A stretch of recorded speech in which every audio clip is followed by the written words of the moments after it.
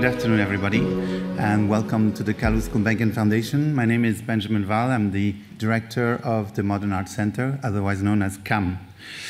The foundation was established in 1956 with the bequest of Carlos Gulbenkian's exceptional collection, which you can see in the museum that's next door. But perhaps more importantly, he bequeathed vast financial assets with the mission to help as many people as possible in this country to access culture, travel abroad to better understand the world and its complexities, and receive higher education. The foundation also sought to support creative people in a country that lived under dictatorship and thus kept quite separated from the rest of the world. Grants has been essential, as well as acquisitions of works to both support artists and disseminate their work throughout the country by way of traveling exhibitions. It is a pleasure for us to partake in the celebrating of the 60th anniversary of the Art and Embassies program by hosting these two panel discussions of this afternoon. We would like to thank the US Embassy for organizing this, and specifically its ambassador, and Randy Sharmo-Levine, and her staff to putting together this extraordinary program and thus help us bring together the artistic communities of Portugal and the United States. Over the course of the last 3 days, a lot of essentials matter that kept us thinking about art and its transformative power in society are being addressed, and the challenges that we are faced in times that seem particularly complex and troubled. Empowering the individual, identity and the artist narrative, and then later bringing history forward, creating an inclusive narrative, both chairs by distinguished colleagues, will be the occasion to address more of these extremely pressing issues. Various countries and cultures around the world address matters that are common to all in different ways, at different speeds, and with different degrees of consciousness. But in the end, all these major issues have to be tackled. Deconstructing the notion of history is definitely one of them.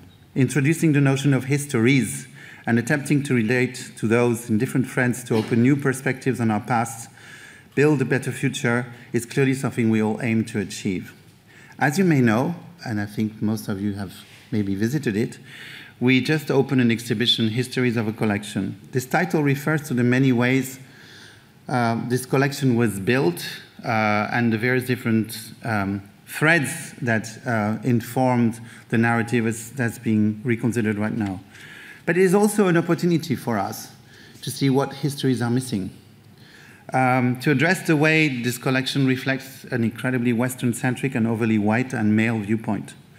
How can we then tell the history of us today and tomorrow that reflect better the world that we live in? How do we build this from this state of things? New interpretations of the collection as it is are only a part of the solution. Thinking about the plurality of voices and how it informs the way we collect from now is of course an essential concern. We also believe that in increasing digital times, bringing people to a space to experience firsthand works of art while avoiding the monumentalization is essential. We are thinking about new display strategies, but also opening up to start creating narrative threads that contextualize what we show differently.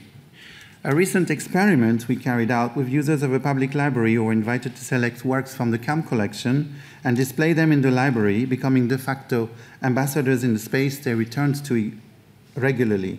They also wrote the wall labels and gave guided tour to the exhibition. Participation is an essential means to tell different stories or histories. With CAM in Motion, a program we started in 2021, we have sought to reach out to different audiences. At first, putting works in the street and letting new audiences access art out of the context of the institution. Then, learning from that experience, engaging with communities in a more active way. Carlos Gulbenkian bequeathed the essential part of this fortune to this foundation. CAM was inaugurated in 1983. The building that has been closed for the past 4 years is undergoing a major redesign by Ken Gokuma. We will reopen next spring. Wanting to be a 21st century institution, all the issues that have been addressed in the course of the past days and today are our concerns. I trust these two panel discussions will continue to feed the thought-provoking days we've had. A quick mention of the exhibitions you can see that have been put together by our curator colleagues. Right outside of this room is presentation of 2 masterpieces by Paul Arrigo that were recently acquired by the foundation as a will from the artist and selected by our colleague Elena de Freitas, just right outside of here. It's a sort of pop-up exhibition. Next to it is an encounter between the Portuguese artist Rui Chaves, an extraordinary sculptor, and the work of Alberto Giacometti. And then, of course, histories of a collection that some of you visited before. I hope you had a chance to visit them. They're staying all summer for those of you who stay in Lisbon. Thank you for coming. And let me introduce you Ambassador Andy Charmot-Levin.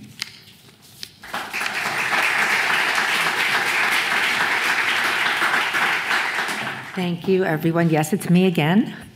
I hope we have some new people here to hear my, my battle cry, but either way, of course, I welcome all of you on behalf of the U.S. mission to Portugal.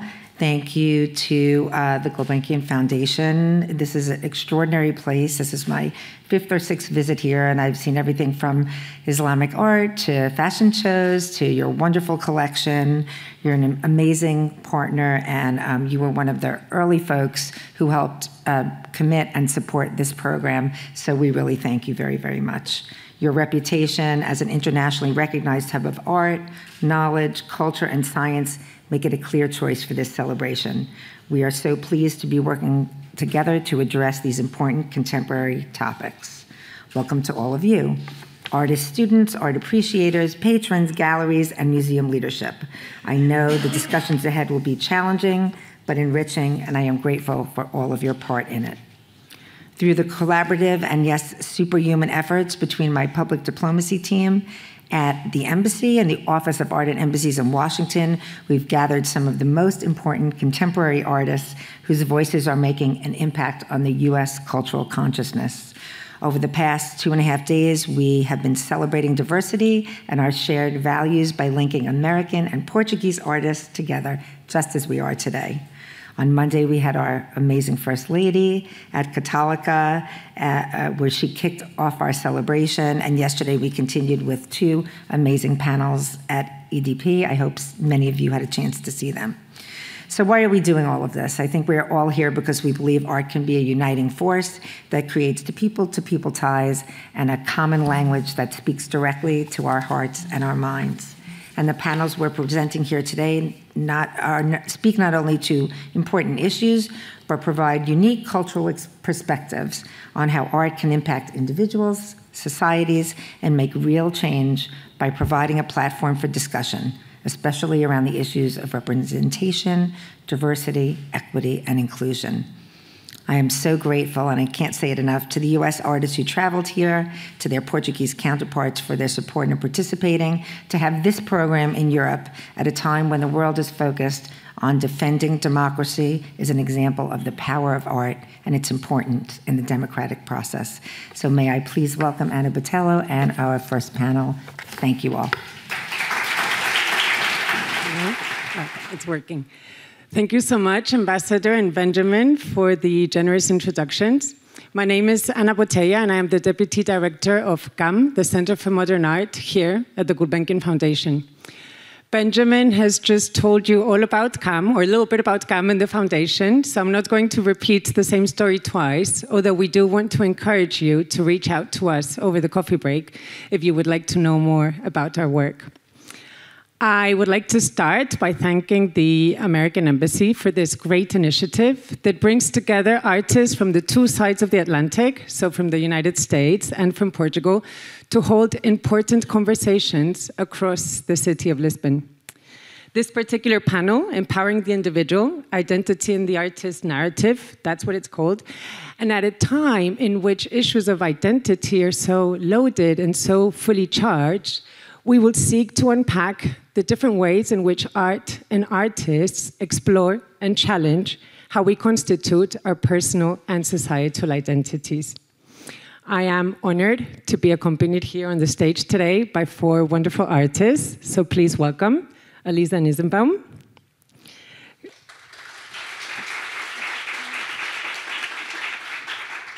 Christopher Myers, Angela Ferreira, and Deborah Kass. And outside, as incredible framing to this panel, we have the great Paula Rego, whom Deborah and I were referring to last night as a force of nature of female identity. So outside in the foyer, as Benjamin mentioned, and I'm sure you will have noticed because it's hard to miss, we're presenting 2 new acquisitions from Kam's collection, the Angel and the Turkish Bath. And we could not hope for a better context setting. In terms of how this panel is going to work, we have, I think now, less than 1 hour and 15 minutes. We have 1 hour, and I really want to maximize on time. So this means I'm not going to read out the artist bios. You already have them on your folders. And we're going to jump straight in, also because I think that what we want is to really hear from the artists. No pressure. Each of our speakers will have 5 minutes to present themselves in relation to the subject matter. Then we're going to bounce some questions between us, and then we're going to open up to the floor. This means that I encourage you, as the panel is unfolding, to be thinking of questions so that we can have a productive and rich exchange at the end. And I think this is it. Without further ado, we're ready to kick off. Aliza, you're ready? Do you want to do it from here, or do you want to be standing? From here. Okay, so you can choose. I'm going to start with an image that is a mural that I was just commissioned to do for the new Delta terminal, the new LaGuardia Delta terminal, and it's called, thank you, The Ones Who Make It Run, and it's comprised of 16 different service workers and Port Authority staff and airport workers that I've met over the past 6 months, and I painted them, including David, who was a firefighter during September 11th, and so this is obviously. LaGuardia is located in Queens, one of the most diverse boroughs in all of New York, and maybe one of the most diverse boroughs in all of the world. And I'm going to show you a project I started almost 12 years ago at Immigrant Movement International, where I started my current painting practice, which is I was teaching a class to mostly immigrant female students, and so I use portraiture as a way to kind of share resources, pedagogy, and distribute knowledge and skills with a diverse group of people. And so this is Atanasio, who I painted from life, and he came back because he didn't like that I painted him with stubble, so he came back with his ostrich leather boots and belt. And the space brought together various different people, and I was teaching this class, and there's one family. It was basically a class of English through feminist art history. There's one family, Veronica, Marisa, and Gustavo, who I've painted over the past 10 years. And Veronica has become a community leader herself. So the show I have currently up at the Queens Museum brings together work from the past 10 years. This was shown at the Whitney Biennial, and Veronica, Marisa, and Gustavo led a group of immigrant youth through the museum. And as you can see in the background of this painting, I show various different moments from their life, the contingent situation in which they find themselves in New York, reading the newspaper, and tiles, which we see all over Portugal, obviously. Azulejos, are they called here? That from Puebla in Mexico, where they're from. And this is in their home. My work brings together various different economies, obviously an economy of representation, but also a gift economy where the sitters take part in the benefits of the sale of the works. These are works that went to their home and later were sold during the pandemic for them to take part in the profits of the work. And this is a painting I did almost 10 years afterwards. It's called Pedacito de Sol, which means little piece of sun, and it's basically Veronica and Marisa with the material culture that they surround themselves in their home. And the same couch almost 10 years later when Marisa's coming back from Cornell, where she currently studies. I'll just show you a few of these earlier works. So I took on this project of pedagogy with the class I'm teaching. I taught at the Queens Museum. So this is called El Taller, and I taught a class over over 6 months at the Queen's Museum, and obviously this is the globe outside the Queen's Museum, which is the largest representation of the world in the world. And we started with exquisite corpse drawings and later portraits. So these are some of the portraits made by the sitters. And so all this work is hanging, like 10 years worth of engaging with this community, this particular group of people from Queens. And so their works were hanging alongside my works, including the curator of the exhibition, Hitomi. And these are more examples of their portraits. I grew up with paintings such as this one of Olga Costa in Mexico. And the Queen's Museum has been providing a food pantry over the pandemic. So for 2 years, they have been providing a food pantry that has fed thousands of families in Corona. So other members from the community, Carmen, who runs a group of women called Bordeando. And I sometimes when I can't, it's not moving. Oh, there we go. Sometimes when I can't depict the people present in front of me, I also had an exchange with a person who was in a correctional institution over 2 years. So this is the confluence of all the letters they would send me and the weavings I would find in their homes. My family also came from Russia, fleeing the pogroms, arriving to Mexico in the 30s, and I'm used to these depictions of the population, of our history, you know, the movement of social history rather than individuals and their faces. So Alice Neal we see on the left, and this is Siqueiros on the right. And this is a painting I made of a group of women who I was in residence with the Mayor's Office of Immigrant Affairs in New York, and a Sylvia Slay painting on the left that influenced this painting.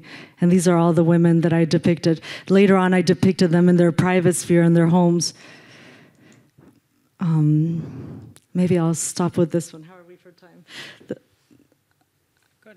Okay, this is a project I did in Gwangju for the Gwangju Biennial, and that just opened a couple of months ago. And it's a group of actors that have been doing public theater since the 80s. They were depicting the massacre that brought about a democratizing movement in Gwangju May 18th, and basically this is a story of redemption of a mother finding her son. And so this is the first time I depicted my subjects with the texture of their own voice in the installation. So the play is actually played in conjunction with the paintings. And let's see. Okay, we'll stop with these dancers. I'll let Chris take it from here. Okay, maybe.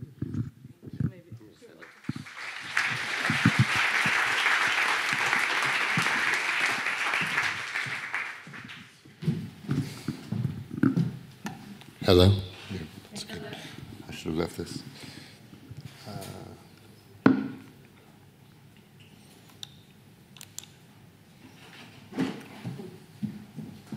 Thank you.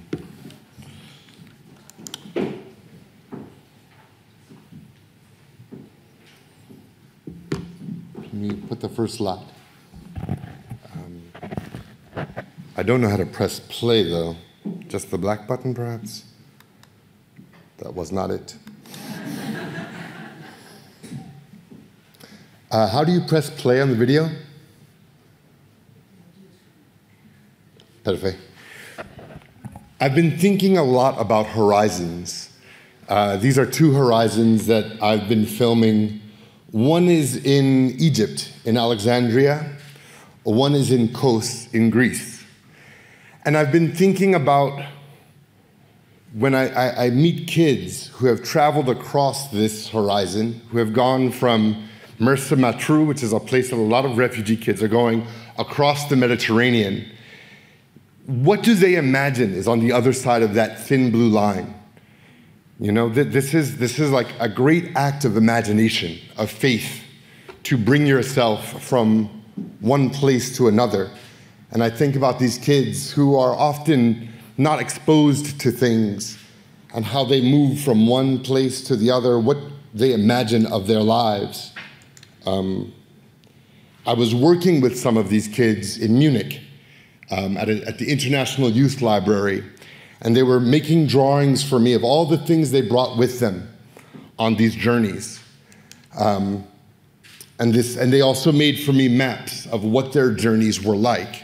As you see, this young man comes from Iraq, is on an inflatable raft with 50 people, and then goes through about 4 other countries before he arrived in Munich. This idea of horizons keeps coming back to me because it's about the space between a here and a there.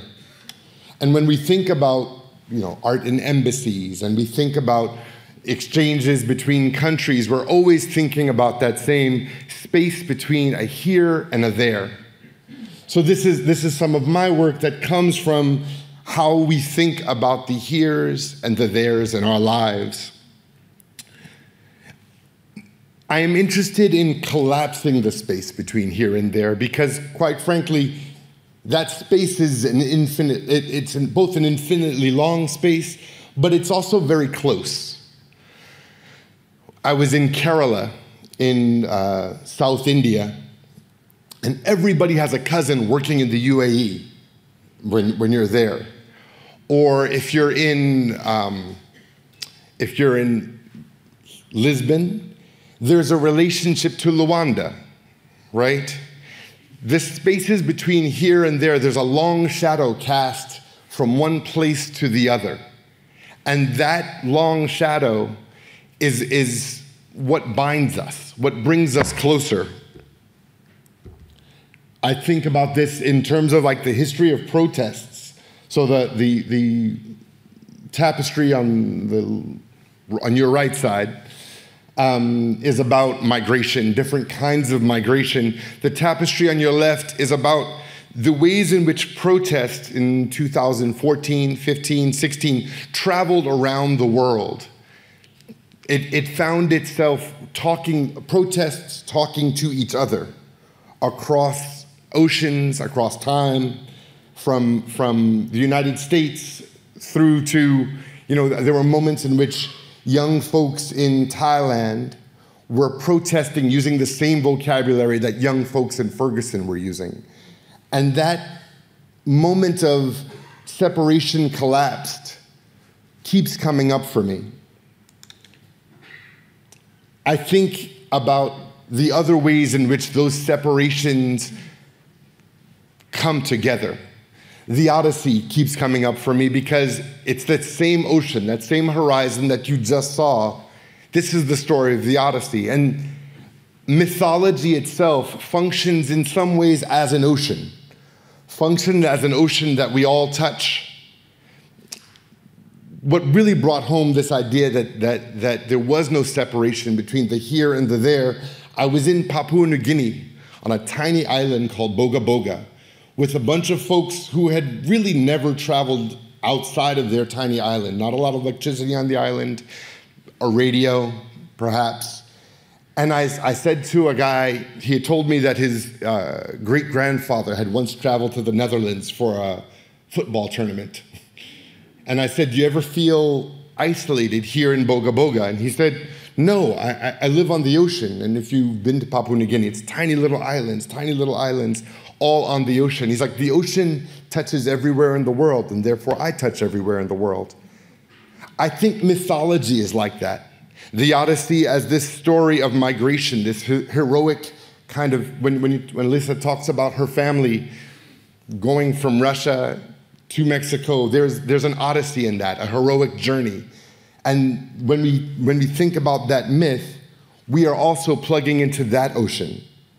We change our perspective of separation and we bring it to a certain kind of connective tissue. You hear this connective tissue in all of the music of longing that comes from Portugal. Like fado is a music of longing. It's a music of a maritime culture, of people who are looking at, who are remembering people who are far off, right? You hear it in You see it in the architecture around that still has remnants of the Muslim history of Portugal, the Jewish history of Portugal. You can find these moments of connection that are as connected as that ocean is for those young people that I was working with in Munich. An ocean of ideals, of mythology. You think about something like The Raft of the Medusa, which is this theme that keeps coming up for us.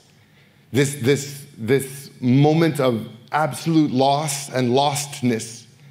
This is a stained glass window that is part of a series of thinking about our relationship to water. This is another stained glass window based on the story of Ibo Landing, in which a ship came to South Carolina with a bunch of bodies on board, cargo, us as cargo, and folks got off the ship, turned around, walked back into the water, because they were choosing that life of connection. I mean, it's a tragic story, but I want to reframe it, to think of it again as a way of touching the connection that they had, that they knew they were like Orlando Patterson, the theorist, talks about slavery as a kind of social death. And these folks made choices not to be in that social death. The mythology travels around the world. There's an image that was first created in Germany of a sideshow performer named Nala Mamjuta. And that image came to India through chromolithography. That image then went to West Africa, in which all of the kind of water goddess cults that were built around based their kind of depictions of Mami Wata on Nala Mamjuta's image. And then that was exported to Brazil, to Haiti, now to this stained glass window, in which I'm thinking about that ocean, that continuity of space and of time, that way of collapsing all of the world into a story, into a meeting with the ocean of migration. This is based on a film that I love called Tuki Buki by Jibril Diop Membeti, Senegalese New Wave, about migration, about movement, about all of the ways in which we touch even when we don't think that we are touching. Similarly, music does the same thing. As I talked about Fado, I talked about this idea of music, of longing, of all of the echoes you hear of all of the cultures who have run through here, who have been here. Jazz is like that. This is a piece about Sun Ra. Kuduro is like that, in which you hear the echoes of colonialism, but you also hear the ways in which colonialism has been turned into joy. That is the work that we do as artists. That is the work that we do when we think about what an embassy does. We're thinking about how do we build connection across these infinite horizons, these moments of syncretism.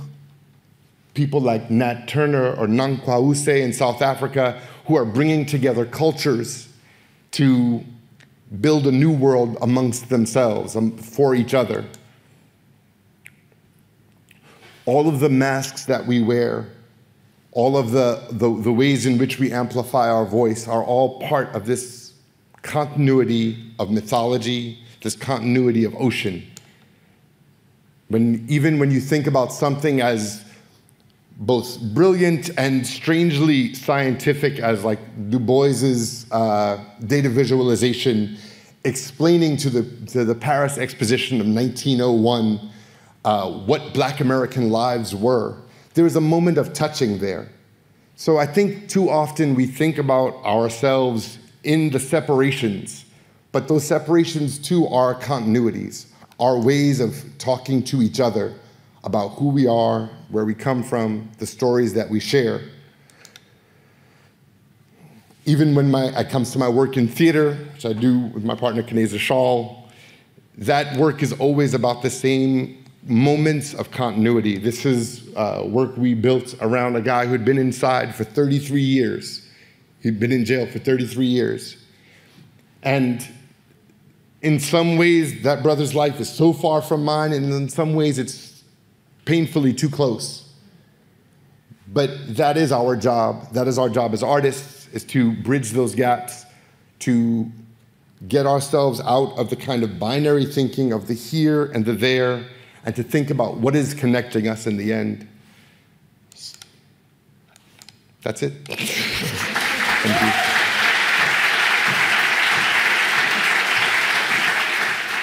Chris, which one did you press to go forward? The green one? I think it's the green one. Okay. So I'd like to start by saying good afternoon and thanking the US Embassy for the invitation and the Fundação Carlos de Gulbenkian for hosting us.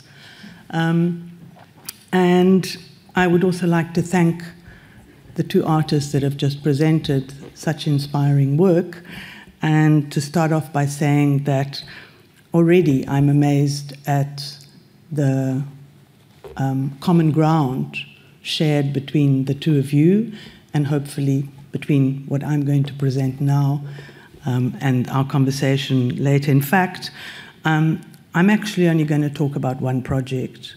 And the choice of project was made after our conversation online when we were preparing this discussion. And you, Chris, mentioned something about how you were curious about what kind of intersections and interconnections there could come out of this discussion. And it was exactly because of that sentence. I was, as you know, having difficulty knowing how to deal with this. So that's how I chose the project, which is called Pan-African Unity Mural, and it's from 2018. It's after a project I did at MAT Museum, which I believe held the conferences yesterday afternoon. So, okay, so the project really is about, I work a lot with architecture. I use architecture as a way of sort of unpacking political situations, about looking into anthropological issues, social issues, identity issues. And this project really comes out of a curiosity I had about 3 different houses which correspond to 3 different personalities. I am one of them. So I'll tell you the stories about the personalities very briefly. The one on the left is the house that Miriam Makeba built in Guinea-Conakry in a city called Dalaba. The house on the right here is the house that I was born into in Mozambique, in Maputo. And the house at the bottom here is in Sintra, just outside Lisbon. It's inhabited, amongst other people, by somebody called Jorge dos Santos, who used to be called George Wright. And so briefly about the story. So details of the houses and drawings, which I always start with. For example, Miriam Makeba's house in Dalaba was the result of Miriam's, here she is, you may know who she is. She's was a world-famous singer, South African. She was kicked out of South Africa during apartheid, and she settled in New York, started her career, helped by Harry Belafonte, and she then married Stokely Carmichael of the Black Panthers, and they both suffered quite a lot of pressure work-wise in the United States, and decided to accept Sekou Touré's invitation to go and live in Guinea-Conakry, and Touré invited them to build a house, and they chose a plot, and they built the house. And it's from, can I go back? Yes. So it's from this balcony that Miriam says she looked upon the landscape, which reminded her of the landscape around Johannesburg, where she was born. So I was fascinated by the fact that, Miriam was a singer, she was a political activist. Here she is, the first black woman speaking at the United Nations on behalf of bringing on sanctions to the South African apartheid regime. I was fascinated by the fact that she'd found another place in Africa to run her incredibly busy career as a singer, but also to raise a family. this house belongs to, as I said, George Wright, and this is a person with a very interesting story as well. So George Wright is American. He was educated in the southern states of America, and somewhere in his youth was arrested and spent time in prison, evidently was politicized in prison, but managed to escape. And he escaped prison with a few friends, and they tried to join the Black Panther movement in Detroit and failed to do so and decided to leave the United States. They then proceeded to hijack a plane outside to leave the United States, which they did. And so they hijacked a plane from Detroit to Miami, and in Miami they unloaded the passengers for $1 million. And that, which you see there in the picture on the left, is an FBI agent who was requested to come in his swimsuit with $1 million in the suitcase. And they successfully exchanged the passengers for the $1 million.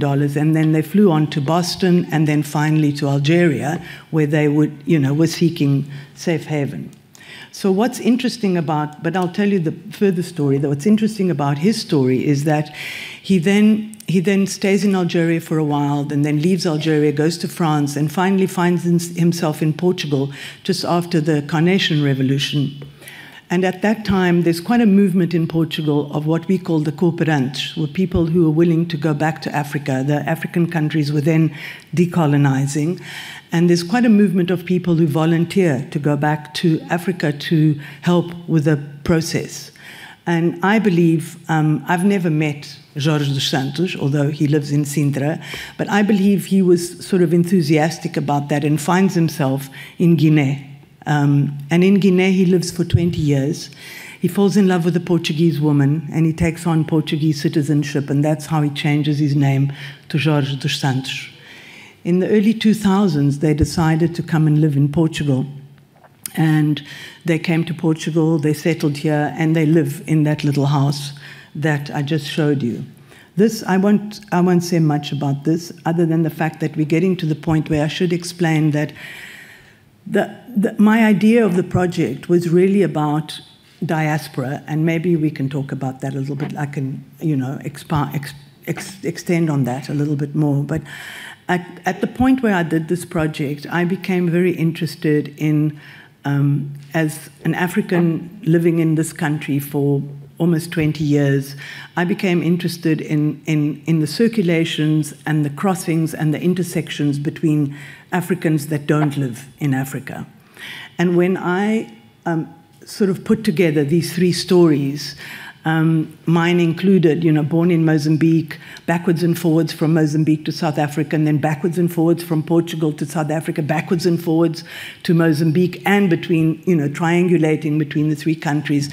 It started occurring to me that there's something about the circulations of Africans in the world, the way they plan their life, and the way they give to the places that they pass through and how they do that. And that to me seemed to be like a rich area to work into.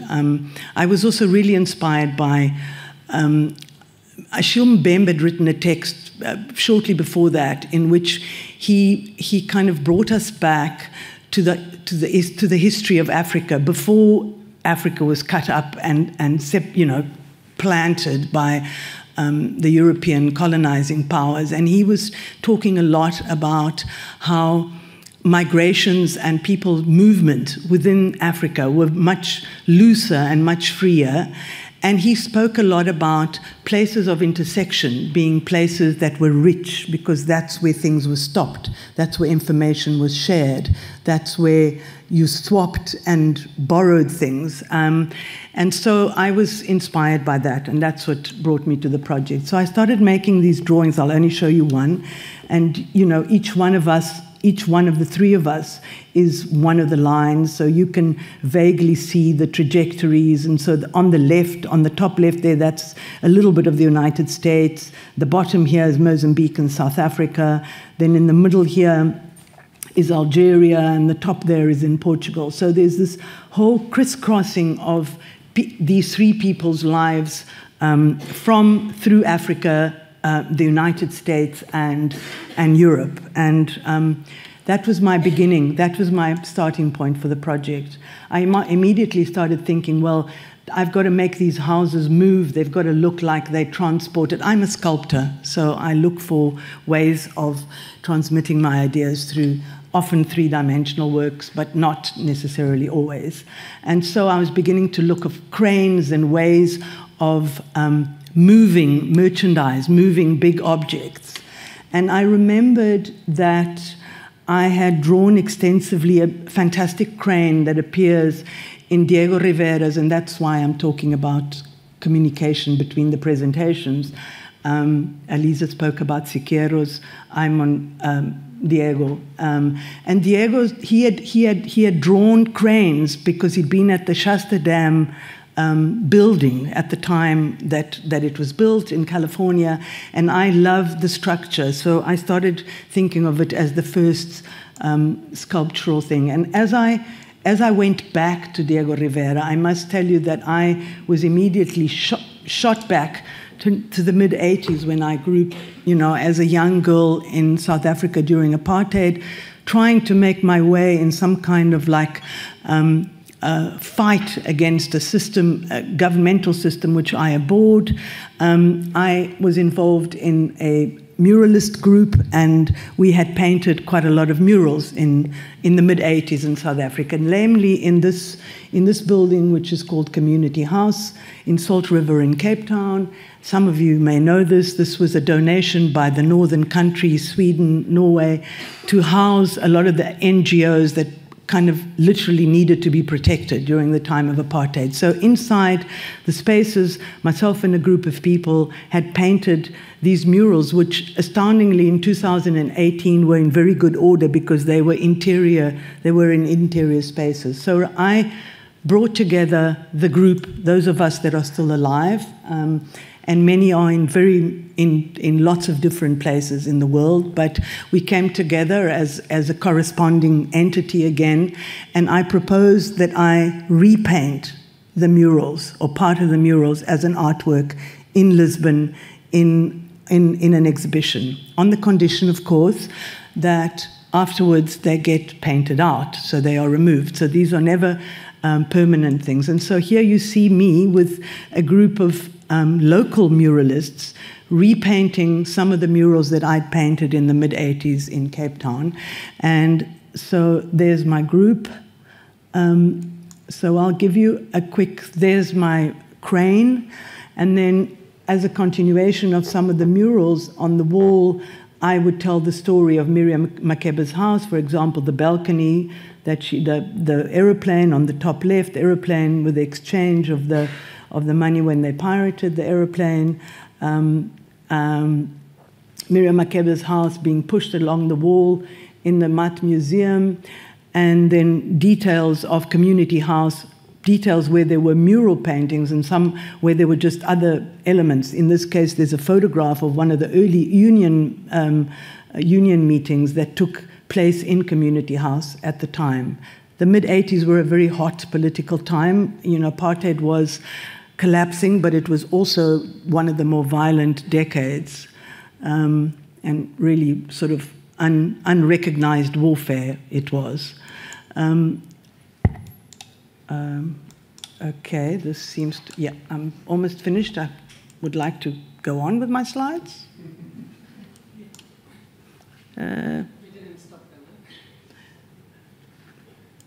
Not sure. Is there somewhere I should point to?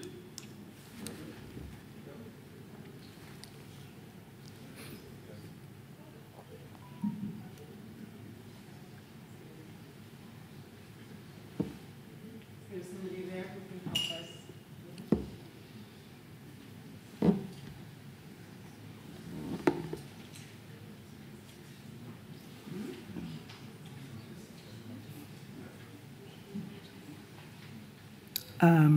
Not sure what you want me to do. I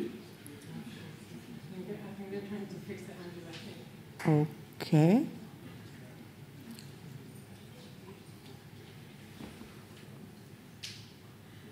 I wait? Yeah? Yeah. Okay. We didn't do it on purpose because you were over. I wasn't the only one overrunning today, right?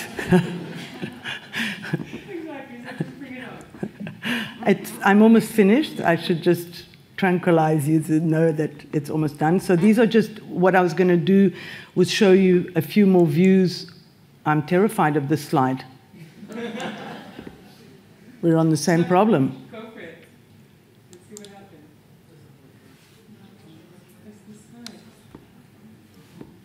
Okay.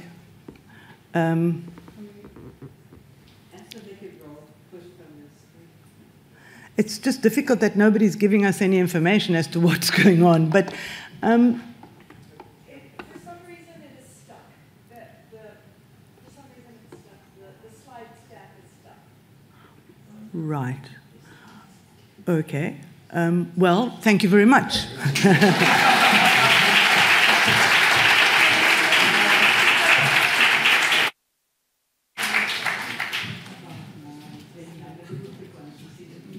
Okay, so are mine going to work? All right, I'm just going to launch in. Thank you, Ambassador Levine, for this fantastic event. I mean, it's been so exciting and so much fun. I'm going to show only 7 pieces that span basically 30 years. So I'm not going to talk for 30 years. I'm just going to show you some stuff. And I'm not really going to talk about the work. The work, what I'm going to show you kind of illustrates the context in which, off please, not ready for you. The context in which this work was considered, made, what happened next, okay? So even though it looks like it might be a lot of different artists, it's all me because it's over a long period of time.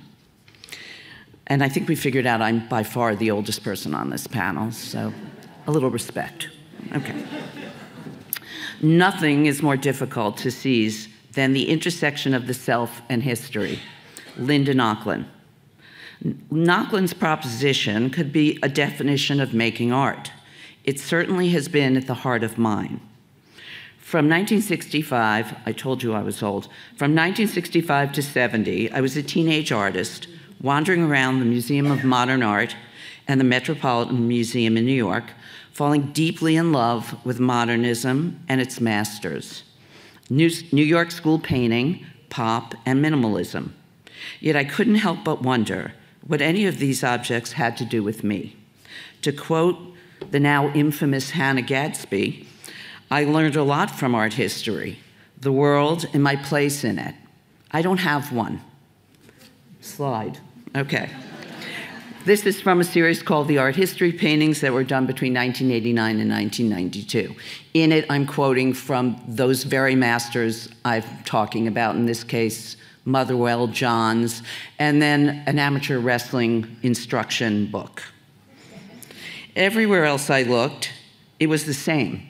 In 1970, there were no female professors in my famous art school's painting department. When I attended the Whitney Independent Study Program in 1972, it was the same. Where were the women in positions of authority in school, art, law, and politics? Okay, there we are. In the 70s, at the height of second wave feminism in New York, I found my first painting sheroes, Elizabeth Murray, Pat Steer, Faith Ringgold, among others. Many, many others. With women's political power came cultural capital.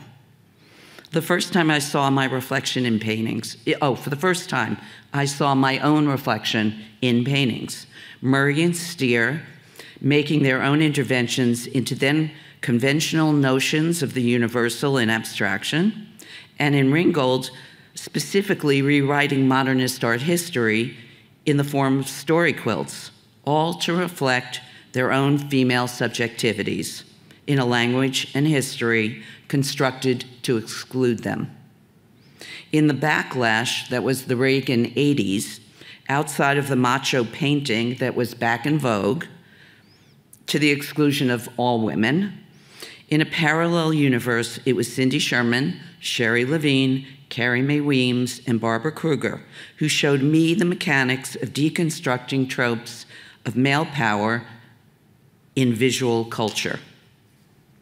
Based on these heroes and thrilling new disciplines that critiqued white male hegemony and theorized the power of difference, feminist literary criticism and art history, critical race theory, and queer theory, using the preferred strategy of my generation, appropriation, my project during the late 80s and on became subjectivity and representation.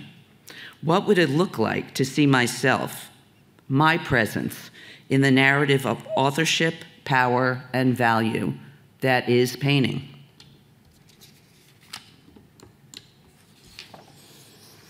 For the last 3 decades, my work has been a feminist intervention into the histories of art, to use Griselda Pollock's term, complicated by the other specifics of my being, my generation, race, class, ethnicity, sexuality, and as a provincial New Yorker, my geography. Please read the titles, they matter. I'm going to try not to talk about the work, but I'll just say, at 12 years old, finding Barbra Streisand in the New York Times, seeing someone that looked like me as a star was just unbelievably empowering and mind-boggling. And also, briefly to say, in my life, Barbara is the person who really embodied the power and glamour of difference. And to little gay kids and little Jewish girls, she was just a goddess. So this is Gold Barbara, obviously taken, and the whole series is called the Jewish Jackie series. Abraham Lincoln said, "My fellow citizens, we cannot escape history. But as an artist, I could use it as a ready-made. I could appropriate art history for my own purposes and reimagine it speaking to and for me." A takeoff, I hope you know, of Andy Warhol's Elvis paintings. These are called My Elvis, Double Double Yentl. I won't go into the story. See the movie, 1982. She did it before queer theory, 10 years before it was ever in a university, an unbelievably forward-looking movie. But it was based on a much earlier story by Isaac Bashevis Singer, and I guess I'll just say really quickly, it's a story of a young woman who lives with her father in an Eastern European shtetl, and he is one of the local scholars, and he teaches the Talmud to the little yeshiva boys. And this was absolutely forbidden for girls to have that kind of education, to have a religious education. And when he dies, she basically dons, she's in drag, leaves the town so she could go study sacred texts, where in a place where no one would know her, and she would present as a male. And to me, this was exactly what I was doing in my work. It made perfect sense to me, and I did a lot of that. To paraphrase Toni Morrison, through all the pieces I am, I repurposed the patriarchal history of New York post-war painting to open up space for me and others. I engaged the past to imagine the inclusive future that decades later we celebrate here in the Democracy Collection at the Embassy. This is from a series in the 2000s called Feel Good Paintings for Feel Bad Times, done during the Bush administration. And it wasn't really to cheer myself up, it was kind of to make a point. And I would say every single one of them is completely double-edged. Okay, so, but now, the diverse democracy pictured in this collection is under attack. Watching the rise of fascism in the US has been truly the most terrifying American tragedy of my adult life. This print was made for the Hillary Clinton campaign, sold a zillion of them, it was fantastic. They were priced exactly the same as Andy Warhol's Vote McGovern, 1972, which was my first presidential election. Same, we couldn't find the same paper because it wasn't made anymore, but it was the same size edition, the same price, and because I'm a woman, not adjusted for inflation.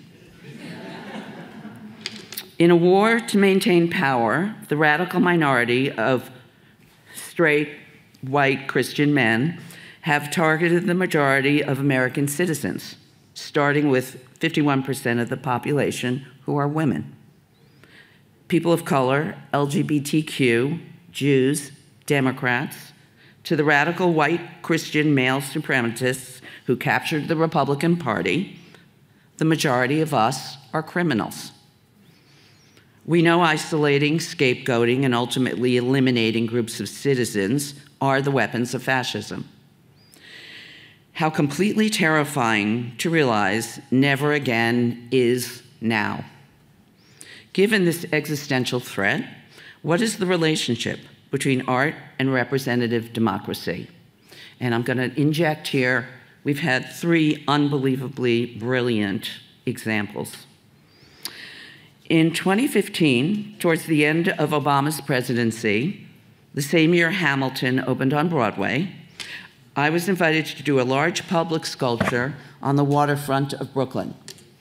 A short 8 years ago, there were virtually no opportunities for a contemporary female artist who wasn't Louise Bourgeois to create a monumental public work.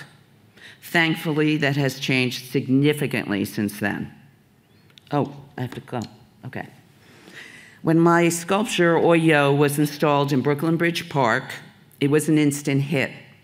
It appeared on the front page of the New York Times and immediately became a landmark and the spot for wedding photos, proposals, class photos, reunions, and rendezvous.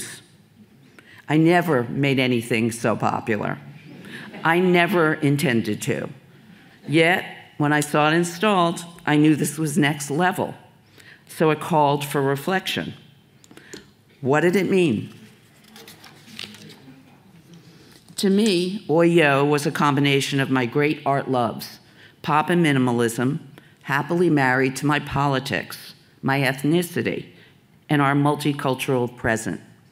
In a complete and wonderful surprise, it seemed to speak to everyone. So many different communities saw themselves in those 2 letters, literally writ large on the waterfront in Brooklyn Bridge Park. So many identified with it and could see their own reflection in a work of public art, many for the first time. It was love at first sight. And I thought, so this is what democracy looks like. Over the decades, my work's focus has moved, maybe with the times, from me to we, from the urgency of specificity and representation in the early 90s to a collective imaginary that is the urgent imperative of now. All of the artists in the Democracy collection have imagined and pictured a new art and future reflecting our diverse but very fragile representative democracy. Now, as artists and citizens, the question is, how will we protect it? Thank you. Oh. Think about that.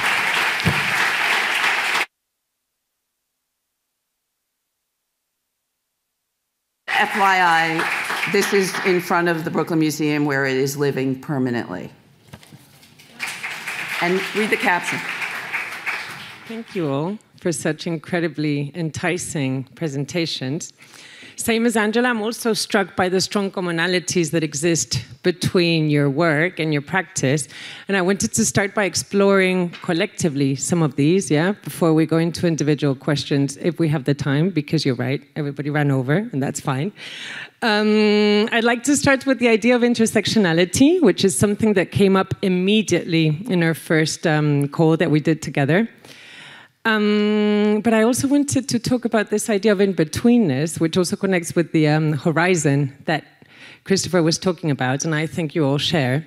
And it's this notion of identity as a space that is in flux and that is not shared and that sits between different cultures and places and experiences. And I'm thinking about geographies, yes, but I'm also thinking about disciplines and media and different communities as well.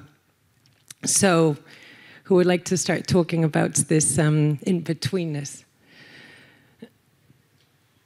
Maybe we won't break the order. I can go ahead. Go on. Thank you.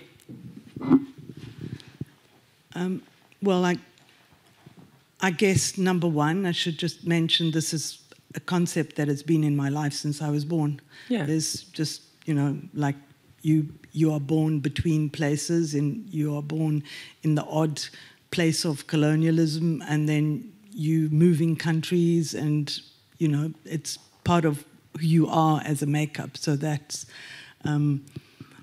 not an issue other than like, does a fish know it's swimming in water, But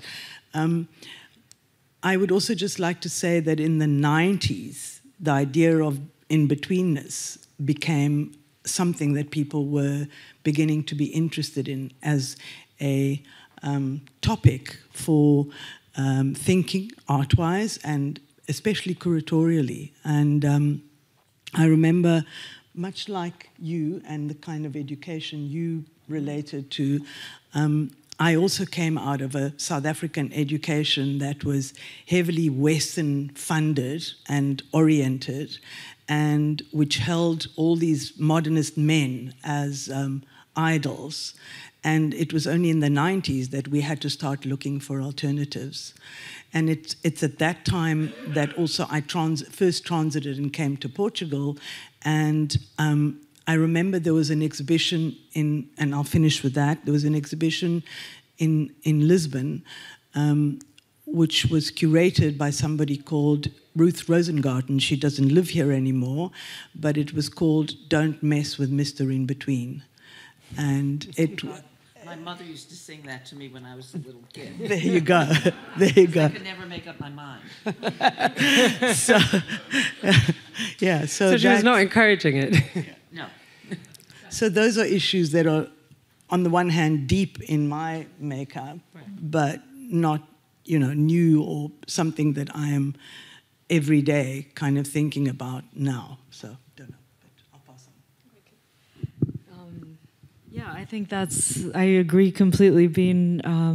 There's so many different intersections between race, class, migration status that comes into my work, but mostly when I'm painting people, they're the first witnesses of the work's creation. So I get the collaborative effect of their feedback immediately while I'm painting it really comes into the backgrounds of my work, and when I'm painting people's faces and the way I facet the colors of their faces is an example of how complex identity is, just like the way we're not one hegemonic identity, but even in representation, I try to complicate their visage in some ways by making, painting is so much about that kind of slowing down of time. And when I hear people's stories as I'm painting them, I made a painting of a subway station in England, right, where Brexit was happening,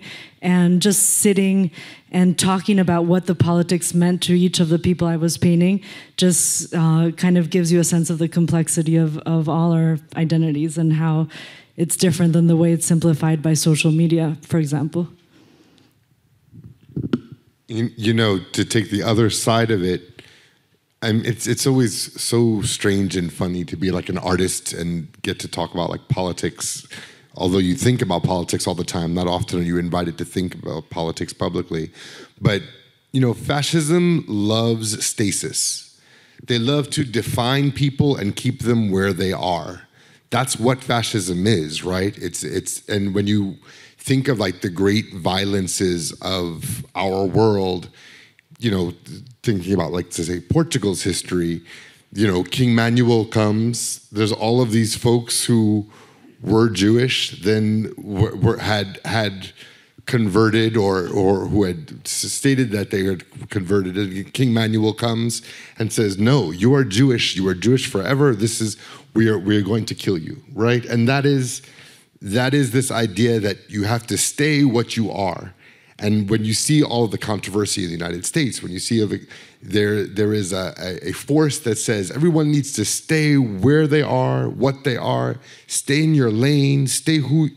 That idea of mobility is threatening to power structures. It's threatening to the world. And, you know, as artists, we are interested in transformation.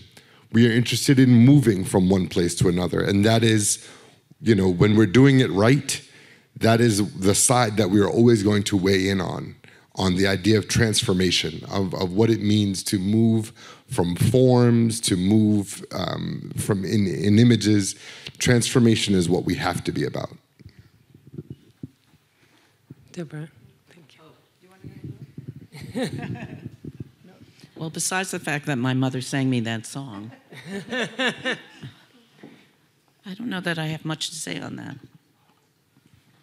I mean, who is an in-between? What human is an in-between? We're in between life and death. We're in between power struggles. So I don't have much to add. I'm sorry. Do we have time for more questions? Because I realized it's 4:15. Do we? No? We wrap it up right there. No more questions from us? Okay. Well, thank you so much, everybody. Thank you so much.